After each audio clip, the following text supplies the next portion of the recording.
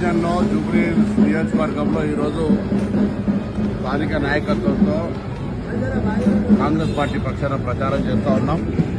ప్రజల స్పందన, కాంగ్రెస్ ప్రజాపాలన ప్రభుత్వం జరిగిన కార్యక్రమాలు ప్రతి ఇంటింటికి జ్ఞాపకం చేస్తూ ఉన్నారు. 200 యూనిట్ల ఉచిత విద్యుత్ కావచ్చు, కొత్త రేషన్ కార్డులు 10 సంవత్సరాలుగా వేచి చూసినా రేషన్ కార్డు రాలేని అంశంలో కొత్త రేషన్ కార్డులు కావచ్చు, దేశంలో ఎక్కడా లేని విధంగా సన్న బియ్యం ఆనందంగా ఇంట్లో అందరూ కలిసి తింటున్నటువంటి సంబంధించి కానీ, మహిళలు ఉచితంగా బస్సు ప్రయాణం చేస్తున్నటువంటి అంశాల గురించి వారంతా కాంగ్రెస్ మద్దతునిస్తా ఉన్నారు.